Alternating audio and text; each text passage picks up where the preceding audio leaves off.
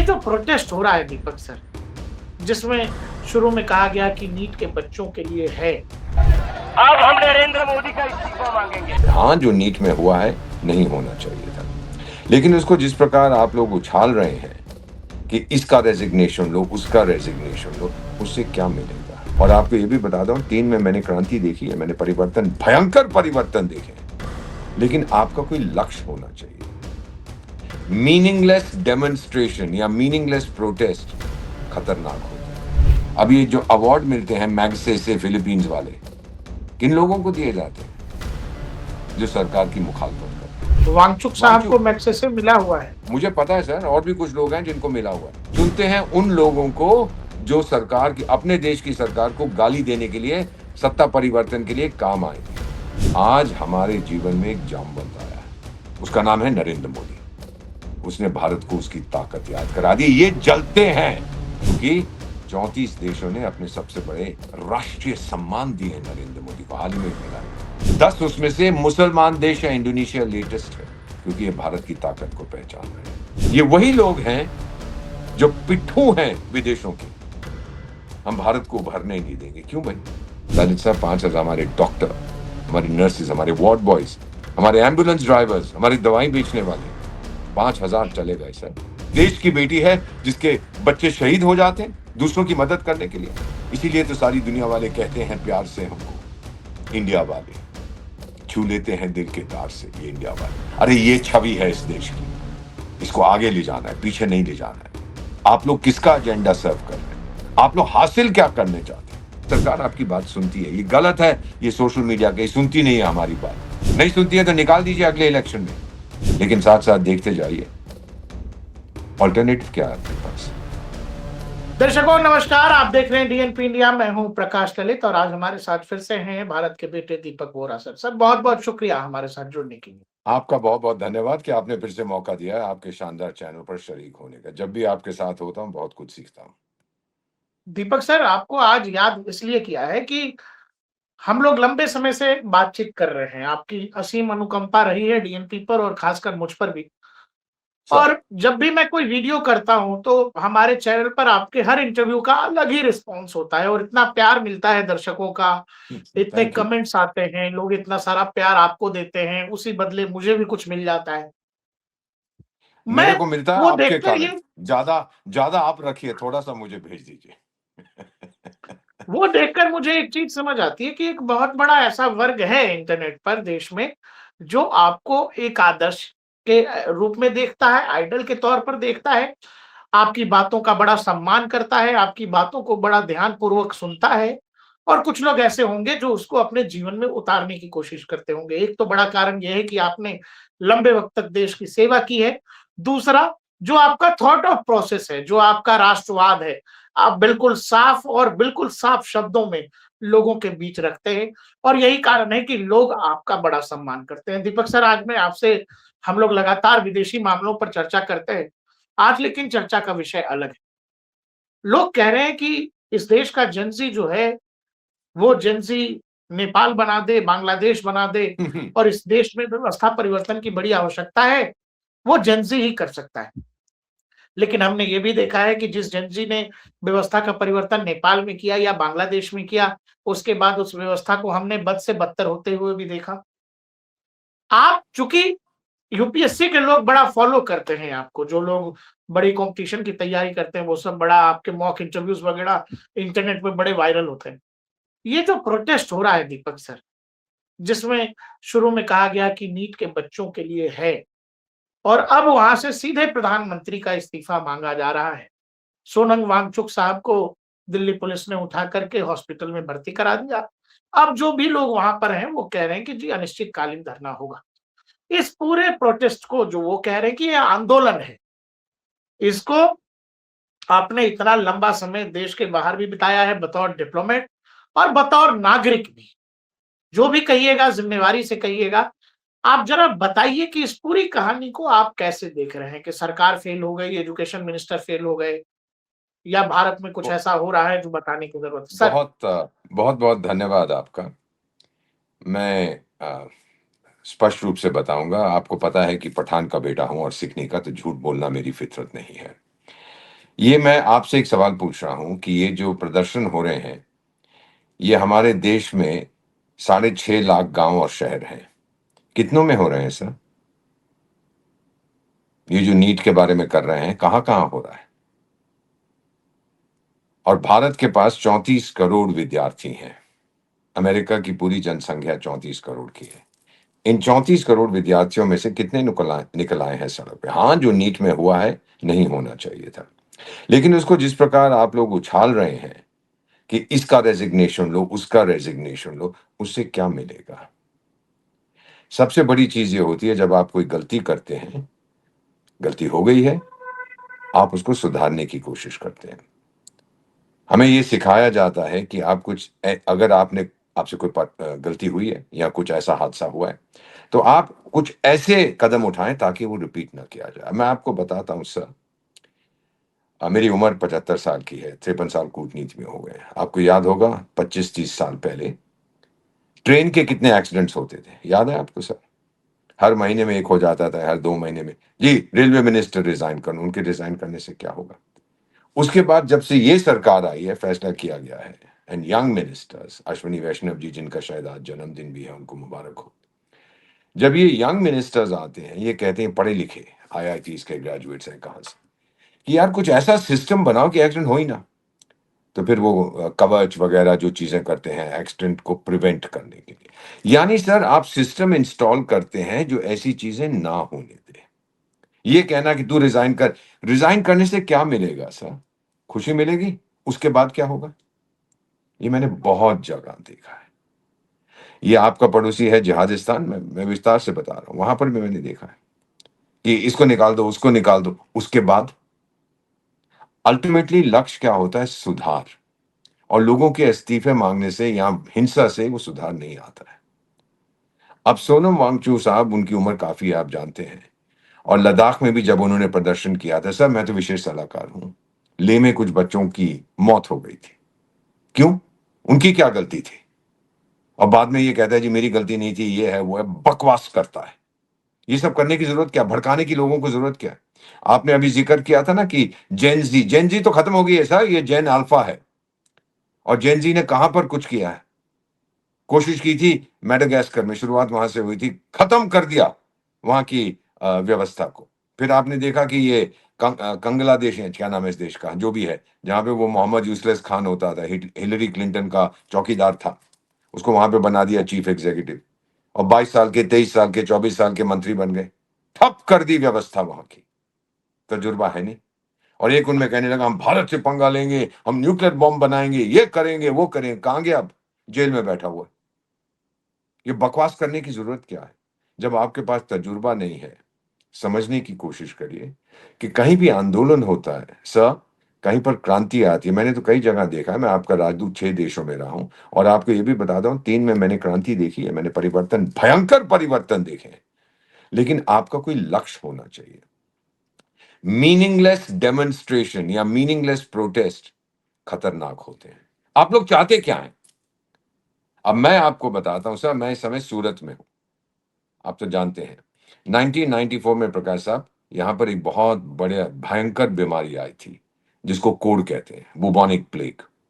मैं उस समय मलेशिया में था, पोस्टेड था। वहां के लोगों ने कहने लगा हम भारत नहीं जाएंगे, ये है वो है। बहुत दिक्कत हुई थी, बहुत नुकसान हुआ, आर्थिक नुकसान। फिर हम लोगों ने ट्रैवल एजेंट्स को और जो इन्फ्लुएंसर्स उस जमाने में थे, उनको कहा आप खुद जाके देखिए, मैं आपकी टिकट देता हूं, मैं आपके होटल के पैसे देता हूं, आप जाके देखिए। वो देख के आए, फिर वापस आके कहा नहीं अब तो वहां सिचुएशन नॉर्मल है। कई लोग सूरत छोड़ के भाग गए थे। और सर आज सूरत को देश का सबसे साफ शहर, बार बार वो ये खिताब जीतते हैं। क्योंकि फिर लोग उठे कि हाँ, एक तो हम प्रदर्शन कर सकते हैं, यहाँ के मुख्यमंत्री का हम इस्तीफा मांग सकते हैं, मेयर का इस्तीफा मांग सकते हैं। उसके बाद इस्तीफे मांगने के बजाय वो सड़कों पे उतरे और सफाई की। लोगों ने, मैंने देखा है सर, मैंने मिला हुआ, बातचीत की है, मदर से, दादियों से, दादों से, सब झाड़ू लेके उतर आए कि ये जो गंद आप लोग फैलाते हैं इसको खत्म करो। और सरकार ने उनका समर्थन किया। सरकार अकेली कुछ नहीं कर सकती सर, सरकार की ताकत उसके लोग हैं। मैं आपको एक चीज और बताता हूँ, जिस होटल में मैं ठहरा हुआ, बिल्कुल मेरे सामने तापी नदी है, बहुत खूबसूरत है, इतना खूबसूरत नजारा है। सुबह मैं दौड़ लगा के आया था। और मैं यहाँ इसी होटल में सर 9 लोगों का एक डेलीगेशन यूरोप से आया है। तो मैंने उनसे पूछा आप क्या कर, बातचीत हो जाती है, कहा, आप क्या कर रहे हैं? हम डायमंड्स लेने आए हैं, हीरे। तो ये दुनिया का सबसे बड़ा सेंटर बन गया है हीरों का। मैंने कहा आप हमारे पास क्यों आते हैं? कहते हैं आपकी क्वालिटी सर्वश्रेष्ठ है, बाकी जहां हम जाते हैं इस क्वालिटी के हीरे हमको नहीं मिलते, इंडिया कट हमको कहीं नहीं मिलता। सुन के मुझे बड़ा अच्छा लगा। और फिर मैंने उनसे ये पूछा कि आप पहले भी आए हैं कभी भारत? कुछ ने बोला हाँ, कुछ ने कहा नहीं। फिर एक डॉक्टर से मिला सर आज सुबह। तो मैंने कहा कि आप कौन से हॉस्पिटल में हैं? बताया फलाने फलाने में, जनरल मेडिसिन। तो मैंने कहा बड़ा अच्छा हॉस्पिटल है सूरत में। तो सिर्फ मैंने कहा भारतवासी आते हैं? कहता नहीं राजदूत, आप हैरान हो जाएंगे, विदेशों से आते हैं ट्रीटमेंट की। सर ललित साहब, पिछले साल हमने कोई 15 लाख वीजा दिए थे उन लोगों को जो भारत में ट्रीटमेंट करना चाहते हैं, मेडिकल ट्रीटमेंट। सिर्फ अफ्रीका से नहीं थे, सिर्फ एशिया यूरोप से थे, अमेरिका से। क्यों आते हैं सर मेरे पास? क्योंकि आपकी छवि बन चुकी है। मैं आपको और बताता हूं सर, इस साल फरवरी के महीने में, सुनते जाइए मैं क्या बोल रहा हूं, अमेरिका के एक वरिष्ठ अधिकारी आए थे। वो रायसीना डायलॉग होता है ना, उसमें मैंने बड़े साफ तौर से कहा हम भारत को उभरने नहीं देंगे, क्योंकि हमने चीन में गलती कर दी थी। हाँ गधो, आपने गलती तो की थी। आपका लक्ष्य था, सुनते जाइए सर, सोवियत संघ को तोड़ना। मान गए? 1972 में आपने चीन को दोनों गालों में डार्लिंग डार्लिंग ब्रदर ब्रदर, ये आपका लक्ष्य था। चीन आपके साथ मिल गया, सोवियत संघ को अकेला छोड़ दिया। 1991 में सोवियत संघ टूट गया। उसके बाद आपने चीन को डेवलप करना शुरू कर दिया। क्यों भाई? आपका लक्ष्य तो यही था कि आप सोवियत संघ को टूटेंगे, तोड़ देंगे। वो लक्ष्य जब आपको हासिल हो गया तो फिर इनके साथ इनको उठाने की क्या जरूरत थी? ताकि वो आप ही को आंखें दिखाए। और इनका नेता जो फरवरी में हुआ था, कहता है हम भारत को नहीं उभरने देंगे, हम दूसरा चीन नहीं चाहते जो हमको चुनौती दे। गलती तो आप लोगों की है। उस समय से हम कहते रहे कि जो आप कर रहे हैं सोच समझ के करिए, लेकिन घमंड था, एक सोल सुपर पावर दुनिया में, नशा था। सो अब जो उसने कहा है ना सर, इसको बड़े ध्यान से आप लीजिएगा कि हम भारत को उभरने नहीं देंगे। अब ये जो अवार्ड मिलते हैं मैग्से से फिलीपींस वाले, किन लोगों को दिए जाते हैं? जो सरकार की मुखालफत करते हैं। और आज इतना वांगचुक साहब गुस्सा को है मिला हुआ है मैग्से से अवार्ड। सर, वांगचुक साहब को वांगचुक, मैग्से से मिला हुआ है। मुझे पता है सर, और भी कुछ लोग हैं जिनको मिला हुआ है। ये सीआईए का पूरा है, सब लोग जानते हैं। चुनते हैं उन लोगों को जो सरकार की, अपने देश की सरकार को गाली देने के लिए, सत्ता परिवर्तन के लिए काम आएंगे। जो बांग्लादेश में हुआ था ना, वो जो मोहम्मद यूसुफ खान था वहां का, 90 साल का, हिलरी क्लिंटन का खनसामा जो चीफ एग्जीक्यूटिव बन गया था, उसने बाद में, यही चीफ एडवाइजर, उसने बाद में ये खुद स्वीकार किया कि ये जेनजी बेंजी कुछ नहीं था, ये हमारे लोग आए थे, हमने किया था। जेनजी को तो हमने बेवकूफ बनाया था। नेपाल में भी वो हालत देखिए उनकी, मेरे पास आ रहे हैं भीख मांगने। श्रीलंका में अगर मैं ना जाता, चीन तो उनको निगल गया था। कितना बड़ा उनका डेट था, वो मैंने दिए $3 बिलियन। अब वो समझ रहे हैं कि हमारा मित्र भारत है।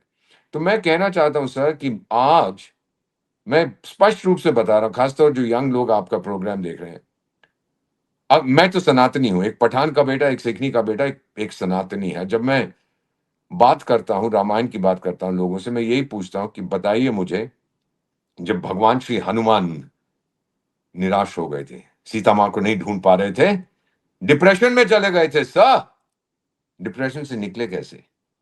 एक जामवंत आया था ना उनके जीवन में, भालू। और जामवंत ने क्या बोला था उनसे? हनुमान उठ, अपनी ताकत याद कर। ये खाना पीना जो तूने बंद कर दिया, प्रदर्शन कर रहा है, प्रदर्शन इन पीसफुल वे कि आप बैठ के ये कर रहे हो, वो कर रहे हो, हमसे कुछ नहीं होगा, मैं नहीं ढूंढ पाऊंगा, भगवान श्री राम को मैं क्या कहूंगा? उठ, अपनी ताकत याद करा के फिर वो गए वहां पर। आपको पता है क्या हुआ था। और आज हमारे जीवन में, मैं सूरत में बैठा हूं सर, आज हमारे जीवन में एक जामवंत आया है, उसका नाम है नरेंद्र मोदी।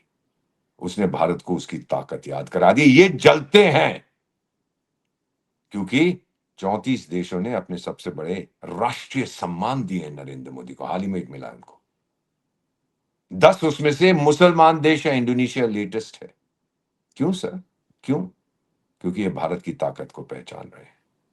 अरे बहुत बड़े बड़े मुद्दे हैं देश में, देश की ताकत उभर रही है, देश के एक्सपोर्ट्स बढ़ते जा रहे हैं। अभी हाइड्रोजन ट्रेन हमने लॉन्च की है, हमने मिसाइल अपनी अग्नि 5 अब अग्नि 6 की तैयारी कर रहे हैं।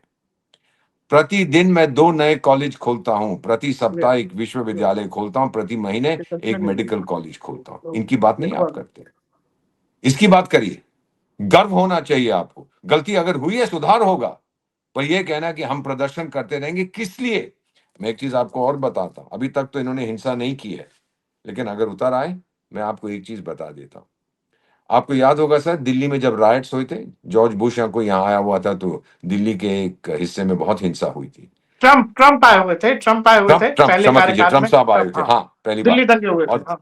और पीएम साहब ने एक चीज कही थी, जब उन्होंने वहां तोड़-फोड़ की और लोगों के थ्री व्हीलर जला दिए, ये कर दिया, वो कर दिया।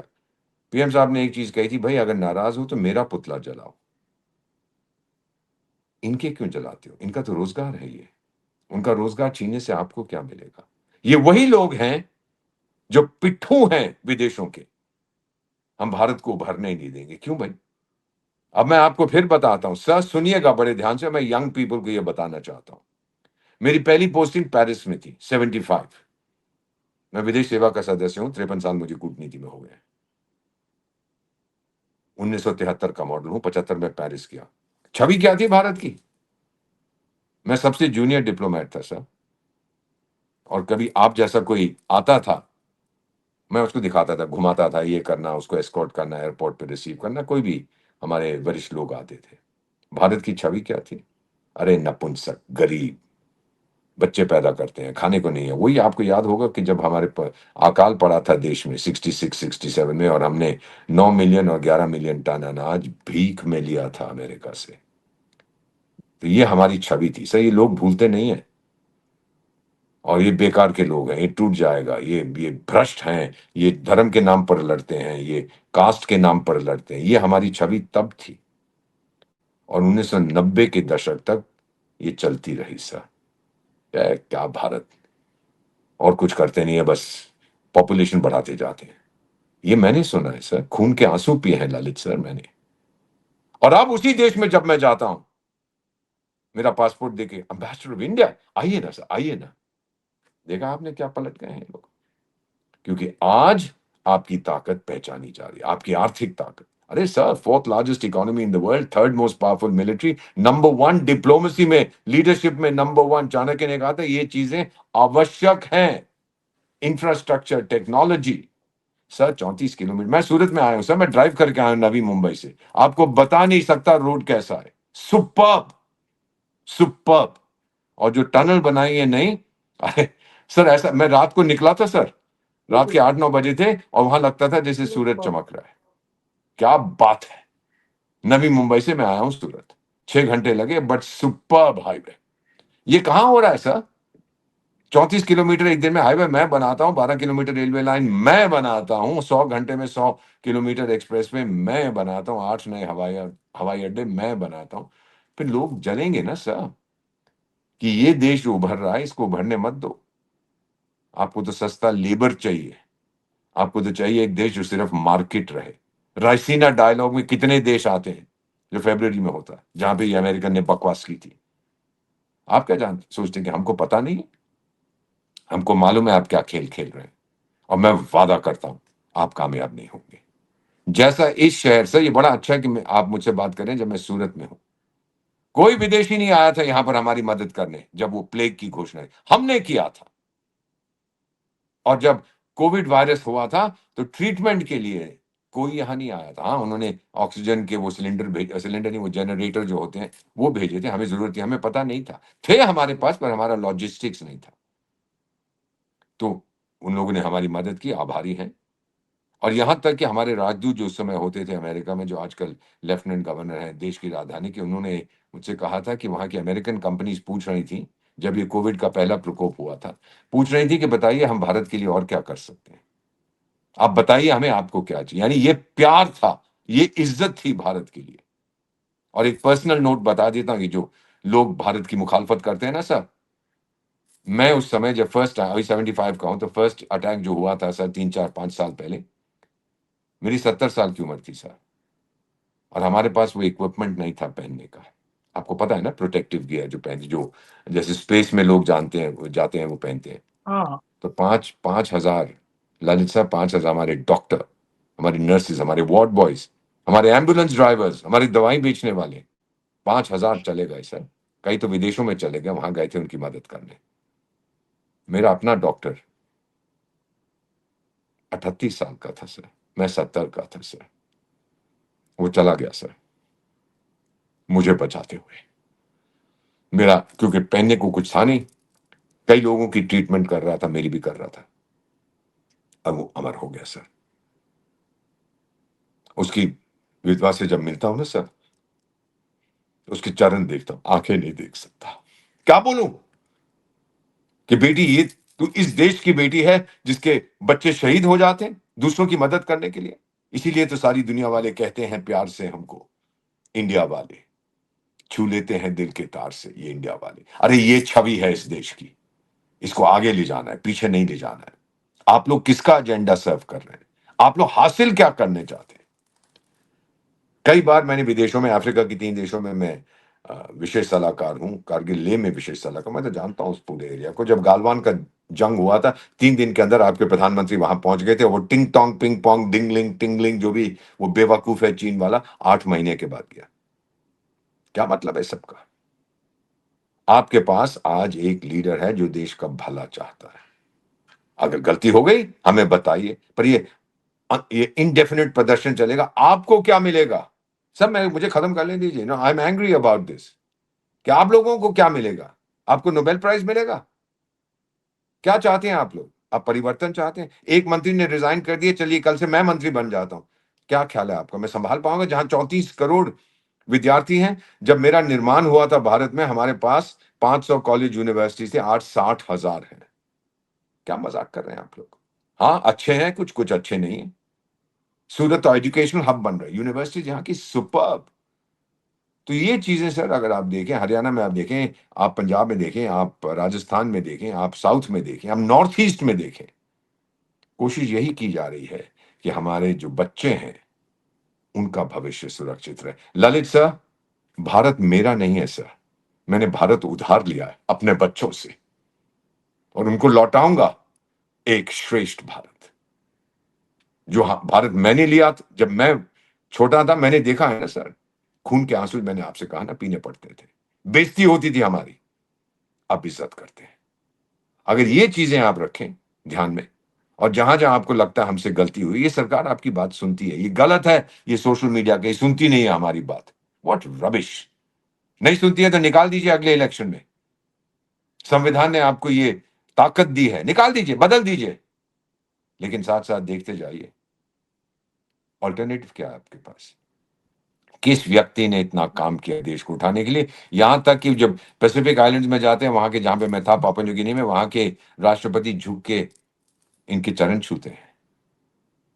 फिजी में, और ऑस्ट्रेलिया के प्राइम मिनिस्टर अभी फिर से पीएम गए थे, जब पहली बार गए थे तो उनसे कहते हैं कि आप स्टेडियम आए हैं, सिडनी स्टेडियम में, मैंने इतनी भीड़ कभी नहीं देखी, सिर्फ वो अमेरिकन सिंगर आया था ब्रूस स्प्रिंगस्टीन, तो सारे लोग उस ब्रूस स्प्रिंगस्टीन को बॉस कहते थे। सर वो बैंड मास्टर था, तो बैंड में जब किसी क्लब में बजाते थे, जो पैसे मिलते थे वो बांटता था। फिर बैंड वाले कहते थे भाई हमारी पेमेंट, बोले अभी बॉस पैसे लेके आ रहे हैं, तो उसको बॉस कहा था। तो पीएम एंथनी एल्बनीसी ने कहा, नरेंद्र मोदी साहब यू आर द बॉस। इतनी भीड़ मैंने कभी नहीं देखी, स्प्रिंगस्टीन के टाइम में भी नहीं देखी। क्यों इतने लोग आते हैं?